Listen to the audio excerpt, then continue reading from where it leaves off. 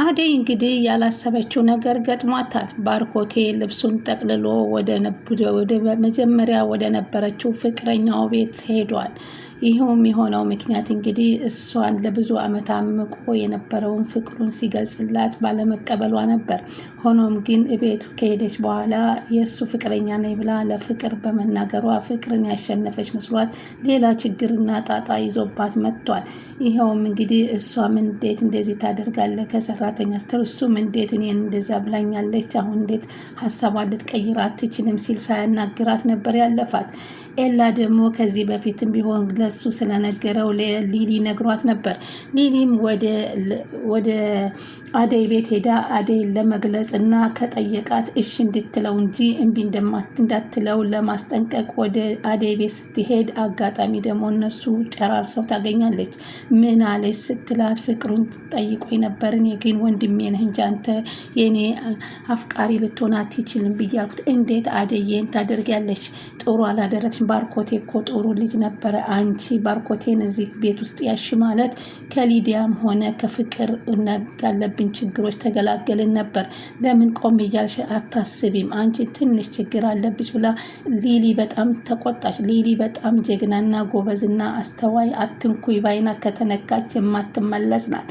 እና እሷም እንግዲህ በእሷ መካከል ላይ ደግሞ ሊዲያ እየገባች እንግዲህ ኤላን ለመውሰድ ስትጥርባት ግን በፍጹም ከኤላ የምትርቅበትን መንገድ በመምረጥ እንግዲህ ውሃ እንኳ ባስፈለገ ሰዓት ጨው ጨምራ የጨው ውሃ እንደሰጠቻት በዛው ምክንያት ደግሞ እማታለው ብላ እጇን ብታነሳ የማያስነካው ኤላ እንግዲህ በፍጹም ከሷ ወደ ማንም የሚነካብኝ አልፈልግም ሲል እውነታውን ፍቅሩን አውጥቶ ገልጾ ሊዲያን በጥፊ ብሎ ሰዷታል ማለት ነው። አሁን እንግዲህ ዴቭ ደግሞ በሱ በአደይ በተደጋጋሚ እየነገራትም እየገለጸላትም ነበር። ባርኮት አንዳንድ ችግር በቤቱ ሲፈጠሩ አርቆ ማሰብ ስለማይችል በአደይ እየፈረደባት ሲቆይ እንኳ ይሄ ዴቭ ግን በፍጹም እንደውም በህልሞም በውኑም አደይ እያለ ዘወትር ያነሳት ነበር። ሰክሮ እንኳ መጥቶ አደይን ነበር የሚያስታውሰው። ፍቅር እንኳ ሰርፕራይዝ አድርጋ ወይንና አበባ ነስንሳ ልታሳስተው ብትል በፍጹም አንቺን አልፈልግሽም ከአደይ ውጭ እያለ ነበር። ስለዚህ ባርኮቴ እንደማይሆናት ነው አሁን አደይ ወደ ዴቭ መመለስ አለባት እንላለን። ሰላም የቻናሌ ተከታታዮች እንደምናላችሁ፣ ሰላማችሁ በያላችሁበት ይብዛልኝ። ለቻናሌ አዲስ ከሆናችሁ ሰብስክራይብ ያደረጋችሁ የደወል ምልክቷን መጫን አትርሱ። ነባሮቹ ላይክ ሼር ስለምታደርጉኝ ከልብ ነው የማመሰግነው። እንግዲህ ቀጣይ ፓርት አደይን ይዘንላችሁ መጥተናል። አደይ እንግዲህ በሁለቱን አጣብቂኝ ውስጥ የገባች ሊናት መወሰን ያቃታት። ሆኖም ግን አሁን የመጨረሻውን አውጥቶ ሲነግራት ግን የዛን ቀን እንግዲህ የአንድ ደቂቃ እና የሁለት ደቂቃ ለውጥ የሰውን ልጅ ለውጥ ሊያመጣ እንደሚችል ያየንበት የተገነዘብንበት ነው። እሷ በሰዓቱ አልፈልግህም አንተንም ወንድምነቱ ነው የሚበልጠኝ ብላ በመጣችበትና እሱም ቆዝሞ እዛ ጣውላ ላይ በተቀመጠበት ጊዜ ነው እንግዲህ ይቺ ክስተት የተከሰተችው። የስንት ዓመት ፍቅረኛው እንግዲህ እሱን ጥላው ሂዳ ሳይሆን ለአክስቷ ሞታባት ለአክስቷ ልጅ ስትል እንደሆነ እና ስታስረዳውና ዛሬም ለሱ ፍቅር እንዳላት ስትገልጽለት ልብሱን ጠቅልሎ ወደ እሷ ቤት ሄደ። አደይ ደግሞ በቤት ውስጥ ገብታ ፍቅር ስትናገራት ፍቅርን ያሸነፍኩ መስሏት እኔ እኮ ከዚህ በኋላ አንቺና እኔ እኩል ነን፣ እኔም እዚህ ቤት አንድ ኃላፊ ቤተሰብ ነኝ፣ እንዲሁም በርዕሱ ባርኮቴ የኔ ፍቅረኛ ነው ስትል ስትነግራት ማመን ነበር ያቃታት። እውነት ወንድም ይሄን አደረግከው ከሰራተኛ ምን ነው ሰው ጠፋ እንዴ ስትለው ዝም በይ የሚያመለከትሽ ነገር የለም፣ ይችን ነገር ደግሞ እናቴ እንዳሰማ እናቴ የሰማች እንደሆነ ነግሬሻለሁ ሲል ነበር ያስጠነቀቃት። ሆኖም ግን ልብሱን ጠቅልሎ የሄደው ወደዛችኛዋ ነበረ።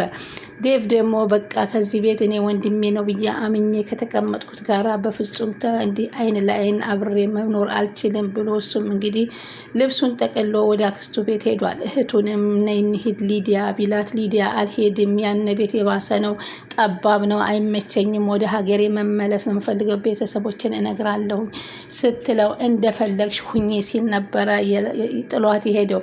አሁን አደይ ትልቅ ችግር ውስጥ ገብታለች። እዛም ቤት እንግዲህ ከፍቅርና ከሊዲያ ጋራ ባርኮትና ዴቭ ከሌሉ መኖር እንደማትችል ነው ያላት አማራጭ ሊሊ ናት። ሊሊ በነገራችን ላይ ለአደይ እውነተኛ እህቴ ነሽ፣ አደይ ከዚህ በኋላ እኔ ያላችሁኝ አንቺና ባርኮትና እንዲሁም ኤላ ብቻ ናችሁ ስትል ገልጻላታለች። እሷም እህት አገኘሁ ብላ በእርግጥ ተደስታለች። ሆኖም ግን በወሰነችው ውሳኔ ለምለም በጣም ተበሳጭታለች። መወሰን የሌለብሽን ነገር ነበር የወሰንችው። እኔ እንደውም እኮ እንዳትናገሪ ብሎ ኤላ ስላስጠነቀቀኝ ነው እንጂ ባርኮቴ እንደሚፈልግሽ ለኤላ ነግሮት ነበረ። እኔ ግን እንዴት ነው አንቺ ያለሽ ፍቅር ያለሽ ግንኙነት ከእሱ ጋር እንዴት ነው ብዬ አንድ ቀን እኮ ጠይቄሽ ነበር ካስታወሽ ትላታለች። አዎ ግን እኔ ከወንድምነት የዘለለ ነገር ምንም ነገር የለኝም ስትይኝ ቀስ በቀስ ደግሞ እሱ ከሚያደርገው ነገር ያው ሲገልጽልሽ እውነታውን ትቀበዋለሽ ብዬ ነበር እንጂ አልቀበልም ትዋለሽ ብዬ አልገመትኩም ነበር ብላ ሊሊ በጣም ተበሳጨች። ሆኖም ግን ወደ ባርኮቴ በተደጋጋሚ ስልክ ቢደውልለትም ባርኮቴ በፍጹም ስልኩን ሊመልስ አልቻለም። የት ነው ሄደው ብለው ፍቅርን ሲጠይቋት ለተወሰነ ጊዜ ዘወር ማለት ፈልጋለሁ ነው ያለው አለቻቸው። ሆኖም ግን እሱ የሄደው ወደ ፍቅረኛው ቤት ነው። አሁን እንግዲህ ያለው እድልኛ ከዚህ በኋላ አደይ ከዴቭ ጋር ብትጣመር ነው ቆንጆ የሚሆንላት። ዴቭ በጣም ከዚህ በፊትም ብዙ ጊዜ በተደጋጋሚ ቤት ሲጠይቃትም ሲገልጽላትም ነበር።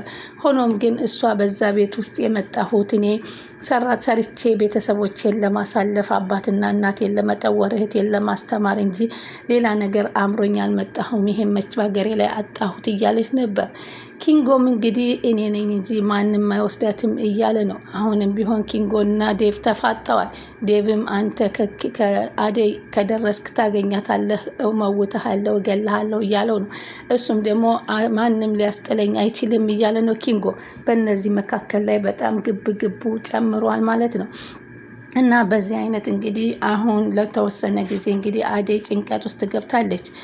የምትወሰነው ግራ ተጋብታለች። እዛም ቤት መኖር ስለማትችል እንግዲህ ያን ቤት ጥለውላቸው ለፍቅርና ለሊዲያ ጥለውላቸው ሄደዋል። ሊዲያ ደግሞ ቅብጥብጥ ናት። በእውነት የተቀበጠበጠች ያለ ራሷ ፍላጎት በቀር የሰው ፍላጎት ምንም መስሎ የማይታያት የራሷን ደስታ እንጂ የሰው ደስታ የማትፈልግ ናት። ራሷን ማስደሰት ብቻ የምትፈልግ ናት። ሆኖም ግን ለምለምን ብዙ ለማራቅ ብትሞክርም ለምለም ግን በጣም ጀግናና ጎበዝ እንኳን አይደለም ለራሷ ለሰው የምትሆን አይደለም ለራሷ ለአደይ እንኳ ቆማ ፊት ለፊቱን ተጋፍጣ የምታሸንፍ ጀግና እህት ናት። እሱም በዚህ ኃይሏ በጣም ይወዳታል። እኔ ነገራችሁ ለምለም አትንኩይ ባይናት፣ ከነኳት ግን አትመለስም ሲልም ኤላ መስክሮላታል። እሷን በፍጹም እስከዛሬ ለ7 ዓመት ያጣሁትን መልሼ አላስወስድም ብላ የተጋፈጠች ትመስላለች። ለደቂቃም ሆነ ለሰከንድ ልትለየውም አትፈልግም።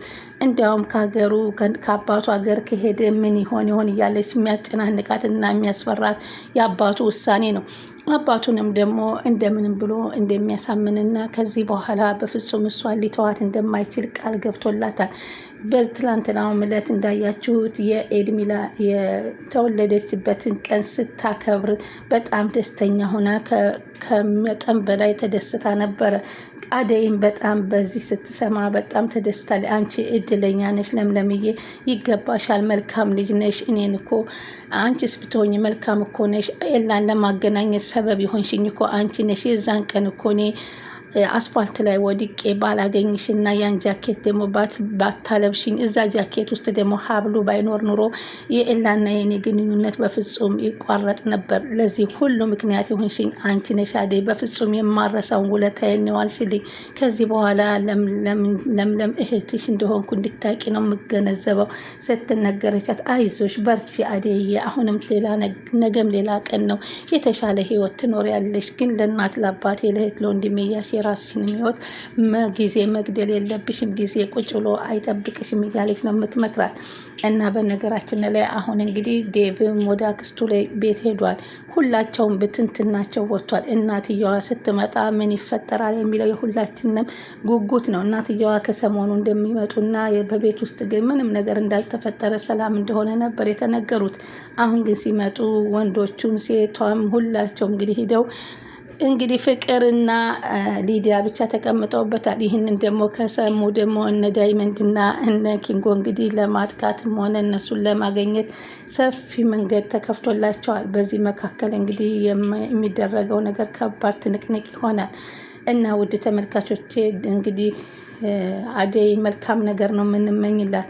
ለእሷ ያለውን ፈጣሪ ይፍጠርላት ነው የምንለው። ብዙዎቻችሁ ኮመንት ላይ ስናይ ዴቭን ታግባ ትላላችሁ። የዛሬውን በዚህ ተሰናብቻችኋል።